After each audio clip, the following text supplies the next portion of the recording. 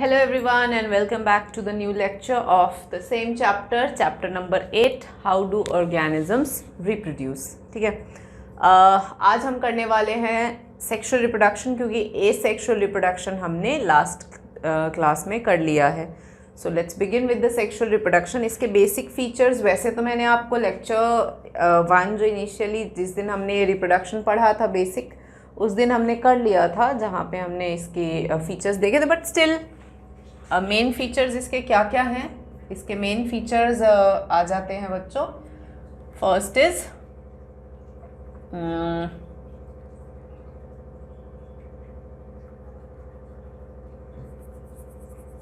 To parents involve. ठीक है, next है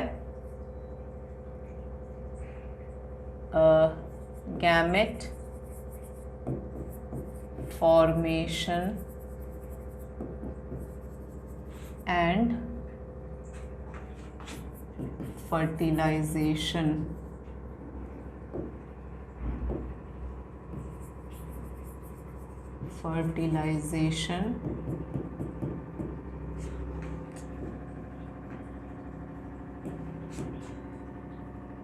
And zygote formation.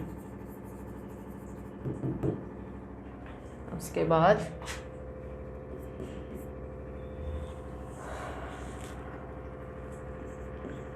Variations occur, slow process. तो ये आ गई आपके मेन चार मैंने लिखवाए हैं, जिसमें 2 पेरेंट्स इन्वॉल्व है, gamete formation and fertilization and zygote. Gamete formation के बाद कॉमा डाल दो, you can have a comma here because 2 बार एंड आ रहा है. तो gamete formation, fertilization and zygote formation takes place, variations and slow process. अब गैमेट क्या है ये मैं अभी आपको सारा समझाती हूँ. देखो, सेक्सुअल रिप्रोडक्शन क्यों, मतलब एसेक्सुअल ऑलरेडी अवेलेबल है, उसमें एक ही पेरेंट है, एनर्जी ज़्यादा इसमें लग जाता है, टाइम ज़्यादा लगता है, 2 पेरेंट का इन्वॉल्वमेंट है, तो कॉम्प्लिकेटेड है. Like sexual reproduction is very complicated then the asexual one. और एसेक्सुअल सिंपल है, फास्ट है, सिंगल पेरेंट इन्वॉल्व है, बहुत सारे ऑफस्प्रिंग्स प्रोड्यूस हो जाते हैं. तो क्यों सारे ऑर्गेनिजम्स एसेक्सुअल ही नहीं अपनाते हैं, क्यों they switch to sexual reproduction? इसका एक सबसे बड़ा कारण है वेरिएशन. ठीक है, सबसे इम्पॉर्टेंट रीज़न जिसके कारण अगर आपको भी पूछा जाए कि why the organisms adopt sexual reproduction, तो आपको बोलना है it is due to the variations. और वेरिएशंस का मैंने आपको पहले भी पढ़ाया है, that variation is important as it provides survival advantage. तो सर्वाइवल एडवांटेज के लिए वेरिएशंस बहुत ज़रूरत होती है. ठीक है, तो ये है. अब वेरिएशन कैसे आता है, कैसे क्या होता है, मैंने आपको डे 1 पे भी समझाया था कि जो वेरिएशंस होते हैं, मतलब सेक्सुअल रिप्रोडक्शन के अंदर, sexual reproduction involves the basic process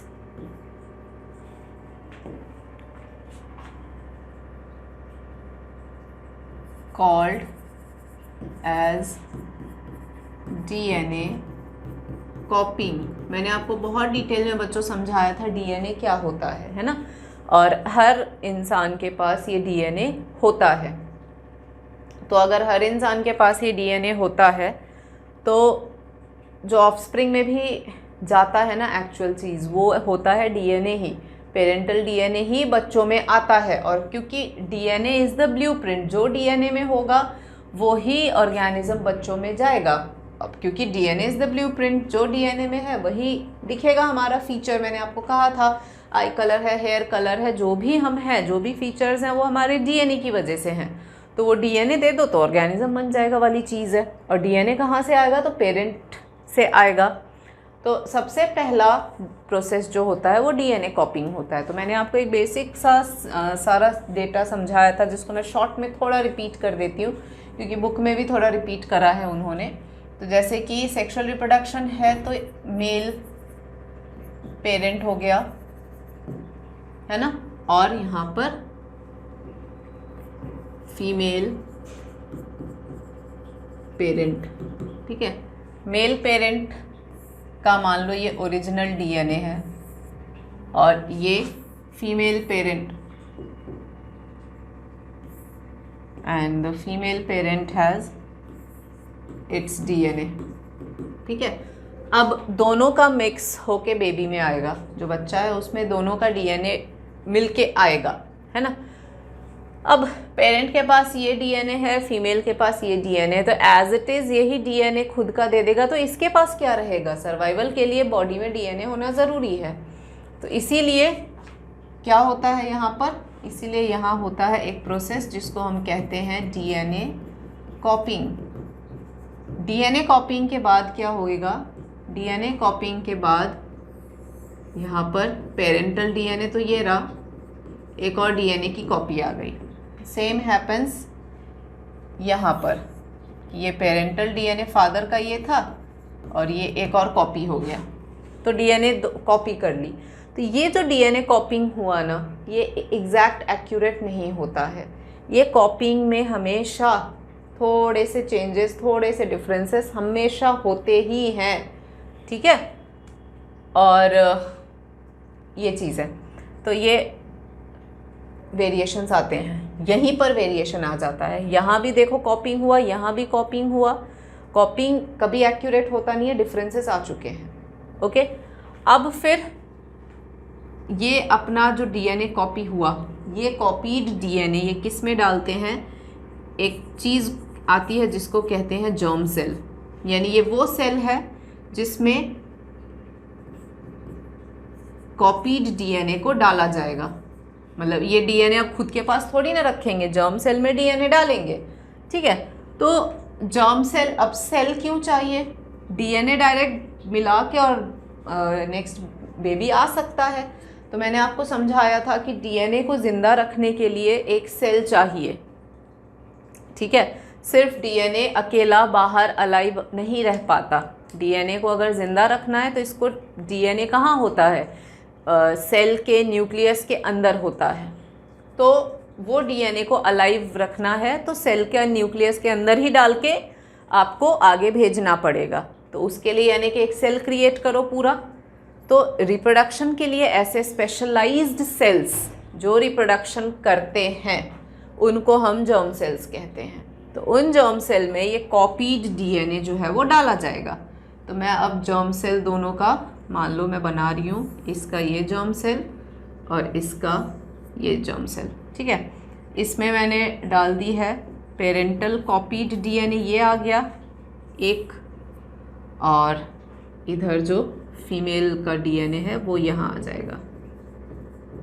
ठीक है, अब ये दोनों डीएनए आ गया, ये जर्म सेल बन गया। अब ये दोनों जर्म सेल मिला के जो स्ट्रक्चर बनाएंगे वो ये हो गया, और इसमें दोनों के डीएनए जो हैं वो मिक्स हो जाएंगे।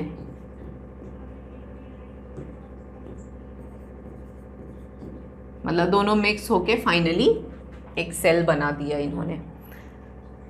तो या फिर इसको मैं I'll put, दोनों को डीएनए मिला के ये बन जाता है, and this cell is called as zygote. आई बात समझ में? तो सबसे पहले हुआ डीएनए कॉपिंग। डीएनए कॉपिंग के जस्ट बाद में डीएनए को अब आगे भेजना भी पड़ेगा। तो उसके लिए मेल ने अपना एक जर्म सेल बनाया जिसमें डीएनए को कॉपीड डीएनए डाल दिया, फीमेल ने अपना जर्म सेल बनाया और कॉपीड डीएनए उसमें डाल दिया।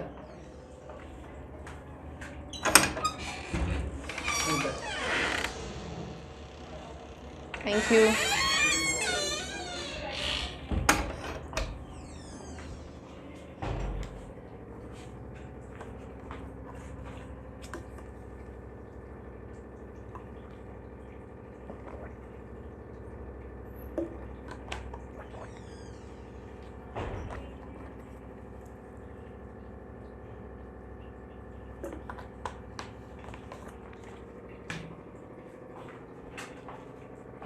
कॉपीड डीएनए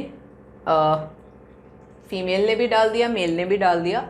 अब दोनों जब मिले, फर्टिलाइजेशन यहाँ हो गया, दोनों सेल्स मिले तो ये जाइगोट बन गया। ऐसे होता है। तो हर स्टेप में आप देखो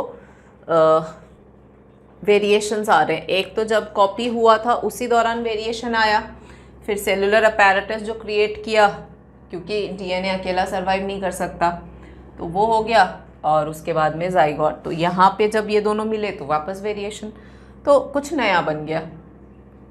अंडरस्टूड? तो ये है।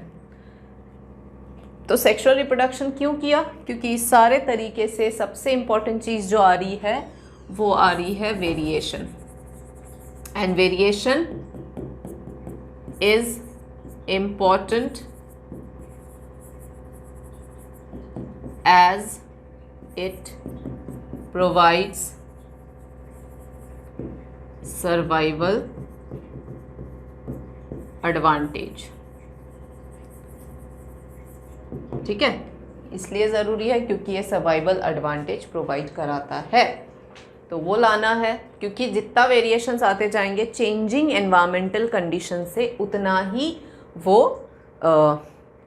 डील करने की कैपेसिटी रखेगा। इसके लिए मैंने आपको बहुत अच्छे से पहले भी समझाया था, जैसे कि मॉस्किटोज़ हैं, उनको पहले डीडीटी खूब स्प्रेड करते थे, लेकिन जो डीडीटी में सर्वाइव नहीं कर पाए वो मच्छर तो गए, लेकिन अभी वो मच्छर आ चुके हैं जो डीडीटी में सर्वाइव कर जाते हैं, और उनकी पॉपुलेशन जो है वो बढ़ चुकी है। इसीलिए डीडीटी कई जगहों पे काम नहीं करता है। तो वो चीज़ें हैं। तो वेरिएशंस आ गए थे उनमें, और वो डीडीटी को झेलने की कैपेसिटी आ गया उनमें। तो this is what the sexual reproduction do. ठीक है, अब देखो सेक्सुअल रिप्रोडक्शन ये सारा काम करवा तो रहा है, इसके साथ साथ आपको यहाँ पे एक और चीज़ समझना होगा कि सेक्सुअल रिप्रोडक्शन के दौरान जो क्रोमोसोम नंबर है, मैंने आपको कहा था ना कि ह्यूमंस में, और मैंने डीएनए क्या है, क्रोमोसोम क्या है, क्रोमैटिन क्या है, जीन्स क्या है, ये सारे चीज़ें मैंने आपको समझा दिया था बिल्कुल पहले लेक्चर में, प्रॉपर टाइम लेके। ठीक है, तो प्लीज़ अब उस लेक्चर को आप देख लीजिए ताकि आपको ये कॉन्सेप्ट समझ आए, क्योंकि अगर वो मिस हुआ तो फिर ये भी मिस हो जाएगा। ओके, नाउ ह्यूमंस की हम बात कर रहे हैं। ठीक है, तो ह्यूमंस में, मतलब मैं ह्यूमंस का एग्जाम्पल लेके समझा रही हूँ। तो ह्यूमंस में क्या होता है कि क्रोमोसोम नंबर ह्यूमन का मान लो हमारे में 46 है, फीमेल में भी 46, सब में 46 होता है, मतलब आगे जो बेबीज आएंगे उनमें भी 46 नंबर ही होते हैं। अंडरस्टूड? तो ये थ्रू आउट जनरेशन मेंटेन्ड होता है। तो कैसे होता है भाई? तो होता ऐसे है कि फादर का जो 46 क्रोमोसोम, ये जो कॉपी हुआ ना, तो इस कॉपिंग में क्रोमोसोम नंबर सिर्फ आधा, मतलब डीएनए तो पूरी कॉपी हो जाती है, लेकिन जब वो डीएनए आगे भेजते हैं ना, तो जर्म सेल जब बनाते हैं तो क्रोमोसोम नंबर आधा करके भेजते हैं। मतलब एक सेल डिवीजन होता है जिसको मियोसिस कहते हैं। मैं आपको थोड़ा सा माइटोसिस मियोसिस का कॉन्सेप्ट समझा दूं। सेल डिवीजन दो तरह के होते हैं। ठीक है, ये बस एक्स्ट्रा में थोड़ा समझा रही हूँ आपको। एक होता है माइटोसिस, ये बिल्कुल अलग कॉन्सेप्ट है। सो माइटोसिस, और दूसरा होता है मियोसिस। माइटोसिस जो होता है वो सेल ग्रोथ करवाता है। ठीक है, इक्वेशनल होता है। Mitosis is photocopy, equational division होता है ये। अब ये समझो, मतलब माइटोसिस में सेल जब डिवाइड होता है ना, तो जो भी सेल का क्रोमोसोम नंबर होगा वो एग्जैक्ट उतना सा बना के दे देगा। वो ज़्यादा कट छट कुछ नहीं करता है, वो बस कॉपी बनाता है, मतलब फोटो कॉपी कर रहा है बेसिकली। तभी equational division, equal number of chromosome maintain रखता है। जैसे हमारे हाथ वाथ जैसे कट जाते हैं, कभी कोई भी कट्स लग जाते हैं, तो रिपेयर जो हो रहा है तो माइटोसिस करता है। तो उसमें क्या हुआ कि उसमें उसने क्या किया, जैसा ओरिजिनल सेल था उसको देख के नए सेल्स बना दिए इसने, वो माइटोसिस होता है। मियोसिस सिर्फ और सिर्फ सेक्सुअल रिप्रोडक्शन में होता है, क्योंकि जो माइटोसिस है ये जनरल सेल्स में होते हैं, जब वो सेल ग्रोथ या रिपेयर करना हो तब। लेकिन वैसे जब इस तरह का सेक्सुअल रिप्रोडक्शन करना है जहाँ क्रोमोसोम नंबर आधा, क्योंकि आधा करोगे, ये 46 है तो ये 23A और 23A, तभी तो बच्चे में भी 46 आएगा, तो आधा करना ज़रूरी है। तो वो आधा करने का काम जो है वो मियोसिस करता है, इसीलिए इसको कहा जाता है रिडक्शनल डिवीजन। ठीक है, this is called as reductional division. Okay बच्चों, तो ये क्रोमोसोम नंबर क्या करता है, हाफ कर देता है। तो मियोसिस और हमेशा टेक्स, ये इसका तो ये पहला फीचर है, और दूसरा है takes place only in sexual reproduction. Sexual reproduction के अलावा ये कहीं ऑपरेट भी नहीं होता, क्योंकि इसका काम है क्रोमोसोम को आधा करना। क्रोमोसोम को आधा करने का काम का जो रिक्वायरमेंट है वो सिर्फ और सिर्फ सेक्सुअल रिप्रोडक्शन में, अलग कहीं चाहिए ही नहीं। तो इसीलिए ये आपको मियोसिस कहीं और मिलेगा नहीं। तो हर जो पेरेंट सेल है वो मियोसिस के बाद जर्म सेल बनाता है, ये आपको ध्यान रखना है। तो ये हर सेक्सुअली रिप्रोड्यूसिंग ऑर्गेनिज्म, जो भी सेक्सुअली रिप्रोड्यूसिंग ऑर्गेनिज्म होगा वो ये काम करेगा, है ना। उनमें ये रिप्रोडक्शन, सेक्सुअल रिप्रोडक्शन में मियोसिस ही होता है।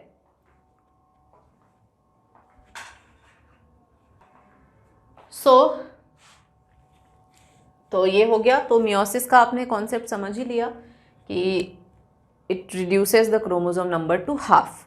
तो आपको जब आप सेक्सुअल रिप्रोडक्शन पढ़ो ना, तो सबसे इम्पॉर्टेंट चीज़ जो सेक्सुअल रिप्रोडक्शन को लेके समझना होता है वो है कि पहली बात तो डीएनए कॉपिंग हो रही है। कॉपिंग कभी एक्यूरेट होगा नहीं, वो थोड़ा सा वेरिएशन लेके ही मानेगा। वेरिएशन आया, वेरिएशन आने के बाद में जर्म सेल्स बनते हैं। जर्म सेल्स क्योंकि मल्टीसेलुलर ऑर्गेनिज्म है, जर्म सेल्स क्यों बनते हैं, तो मल्टीसेलुलैरिटी है ना। हर चीज़ का एक अपना डिपार्टमेंट है, अपना सिस्टम होता है। तो अगर जर्म सेल बनाना है तो ऑब्वियसली रिप्रोडक्टिव स्ट्रक्चर्स होंगे, क्योंकि जैसे हमारी बॉडी में, जैसे फॉर एग्जांपल हमारी बॉडी में we are supplied with reproductive system. जो हायर ऑर्गेनिजम्स होते हैं उनमें रिप्रोडक्टिव सिस्टम होते हैं। इस रिप्रोडक्टिव सिस्टम में रिप्रोडक्टिव ऑर्गन्स होते हैं, मेन रिप्रोडक्टिव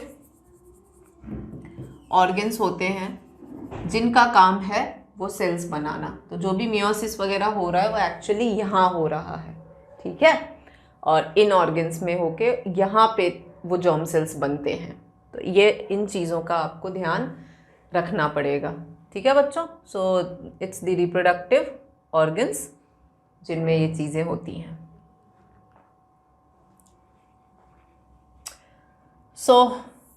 ये फिर क्या बनाते हैं, जर्म सेल्स बनाते हैं, और जर्म सेल्स जो है वो फर्दर मीट करते हैं the way I told you, and then they produce the zygote. ये प्रोसेस होता है, ठीक है। और मियोसिस आप समझ ही लिए, मतलब रिप्रोडक्टिव ऑर्गन्स में मियोसिस होएगा और मियोसिस से वो जर्म सेल्स बनाएंगे। तो ये बेसिक प्रोसेस है, और हर चीज़ का हमारी बॉडी में स्पेशलाइज सिस्टम है। डाइजेस्टिव अलग है, रेस्पिरेटरी अलग है, सर्कुलेटरी अलग है, वैसे रिप्रोडक्टिव सिस्टम है जिसका ये सारा जो भी आप पढ़ रहे हो रिप्रोडक्टिव सिस्टम का डिपार्टमेंट है। तो यहाँ पर वही ये काम करता है, ठीक है। तो ये सारा बेसिक्स मैंने अब क्लियर कर दिया है। तो अब हम आगे बढ़ते हैं और देखते हैं reproduction in sexual reproduction in flowering plants. इससे पहले जब मैंने आपको पढ़ाया था तो उसमें मैंने आपको पढ़ाया था क्या पढ़ाया था, फ्लावर के अंदर या प्लांट्स के अंदर मैंने आपको वेजिटेटिव तरीका पढ़ाया था। वेजिटेटिव वाज एसेक्सुअल, कि आप वेजिटेटिव पार्ट यूज़ करो उसका नया प्लांट उग जाता है।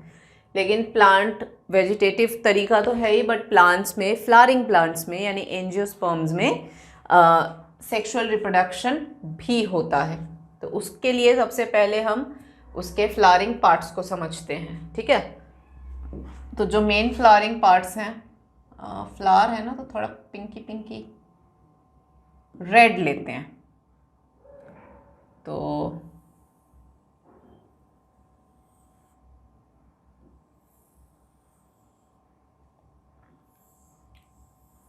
नहीं, इसको हम लेते हैं ग्रीन।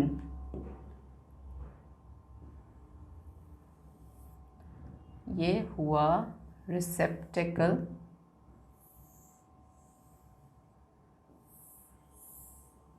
ये सेपल हो गया, ठीक है। अब इसमें मैं ले रही हूँ Pinky Pinky petal,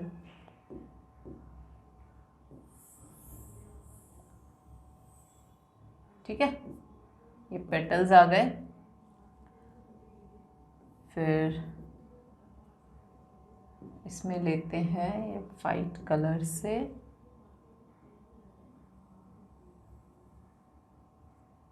the female reproductive part, और इसमें blue for the male reproductive part.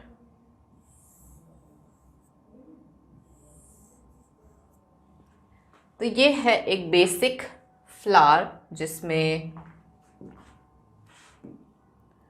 ये तो हैं सेपल्स, जिसको हम कैलिक्स भी कहते हैं बॉटनिकल टर्म में, ठीक है। ये है रिसेप्टेकल, जिसपे कि सारे फ्लोरल अपेंडेजेस, ये जो भी है ना, ये सेपल पेटल स्टेमन कार्पेल रेस्ट कर रहे हैं, मतलब यहीं पे वो होते हैं। ये हमारा कुछ ज़्यादा ही बड़ा है,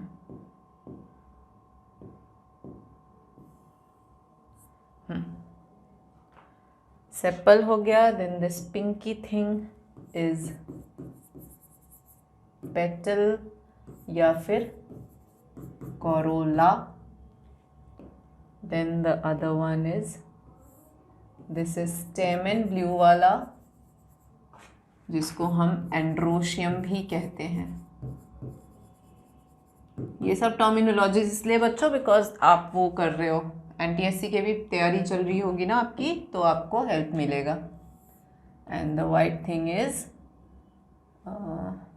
कार्पेल, जिसको हम गाइनोशियम भी कहते हैं, ठीक है। तो ये सारे बॉटनिकल टर्मिनोलॉजीज हो गए हैं। अब मैं आपको, जैसे गाइनोशियम है ना,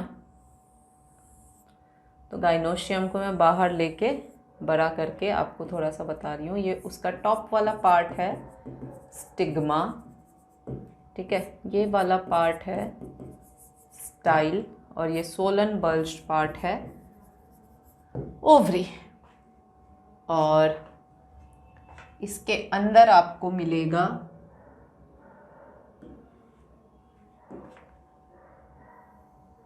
egg,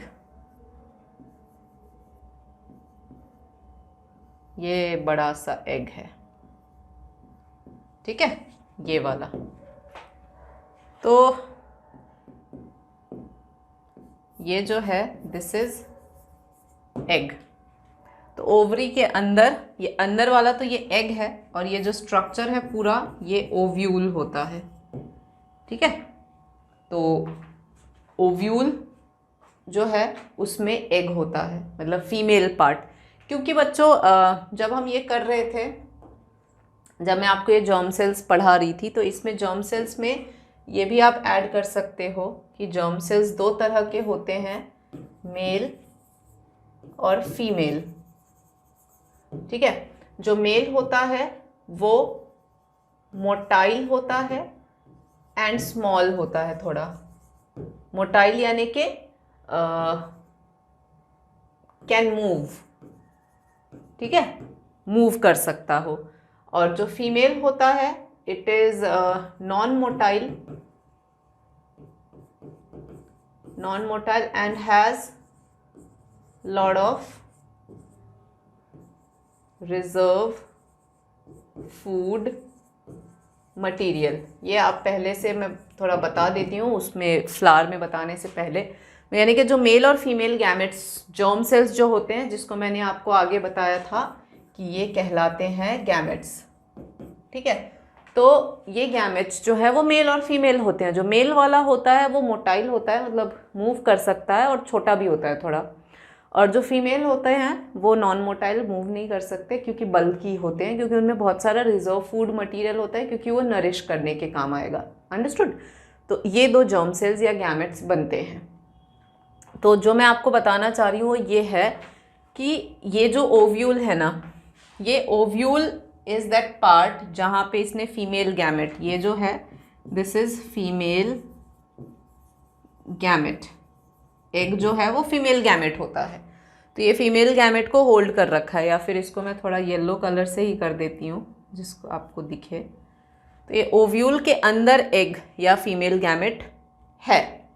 okay, the ovule has egg या फीमेल गैमेट एंड, तो कुल मिला के जब मेल और फीमेल गैमेट मैंने कहा कि मिलेंगे तभी जाके फर्टिलाइजेशन होगा, जाइगोट बनेगा और फिर प्रोडक्शन आगे होगा।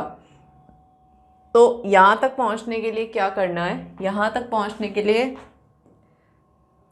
जो मेल स्ट्रक्चर है उसको मैं यहाँ ले रही हूँ, it has this and this. तो ये एक स्टेमेन है ना, स्टेमेन हैज़ एंथर और फिलामेंट। ये जो लॉन्ग स्टॉक है ये फिलामेंट कहलाता है, और इसका वो जो ऊपर का पार्ट है वो एंथर कहलाता है। ठीक है, और इनका जो एंथर होता है, एंथर इज बाइलोब्ड, दो लोब्स दिख रहे हैं ना, तो एंथर इनका बाइलोब होता है, एक इधर एक इधर, दो लोब्स होते हैं। ठीक है, और बाइलोब्ड एंड डाइथीकस। थीकस यानी कि जैसे ये एंथर है ना, ये एक लोब हो गया, तो इसमें भी एक लोब फर्दर जो है वो डिवाइडेड होता है फर्दर, मतलब ऐसे। तो मतलब ये एक लोब हो गया, ये जो ब्लू पार्ट है दिस इज़ वन लोब, और इधर वाला blue part is another lobe. मतलब मैं इसको, रुको थोड़ा मैं बनाने की कोशिश कर रही हूँ।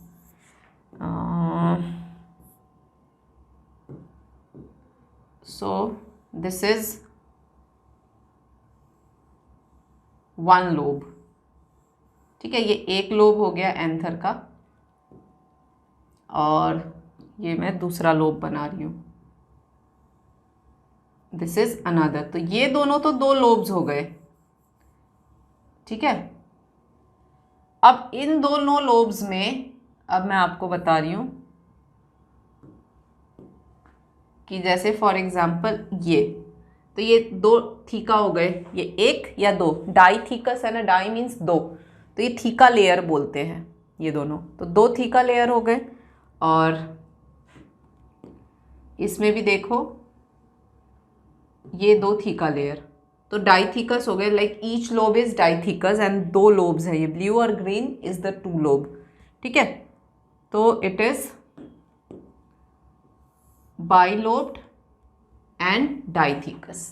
तो ये एंथर के फीचर्स हैं कि बाइलोब्ड और डाइथीकस होता है, और हर एंथर में आपको 4 पॉलन सैक देखने मिलेगा। अच्छा, अब ये पॉलन सैक क्या है, तो अगर मैं ये सब बताऊं तो आपके लिए हो जाएगा थोड़ा कॉम्प्लिकेटेड। तो एक काम करते हैं बच्चों, आई थिंक अभी के लिए तो ये बेसिक जो मैंने स्ट्रक्चर समझाया है कि ये मेजर जो फ्लावर का पार्ट है ये अभी समझो, है ना। पेटल और सेपल जो हैं ये दोनों तो हो गए नॉर्मल फ्लावरिंग पार्ट्स, ठीक है, लेकिन स्टेमन और कार्पेल जो हैं ये दोनों हो गए रिप्रोडक्टिव पार्ट्स। तो फ्लावर के स्टेमन और carpels they are involve in reproduction, sepals और पेटल्स नहीं होते हैं। ठीक है, तो अभी फ़िलहाल ये बेसिक्स ध्यान रखो, इसको मैं फिर नेक्स्ट लेक्चर में आपके लिए कंटिन्यू करूँगी। Till then you all take care and study hard. Okay, चलो, थैंक यू, बाय।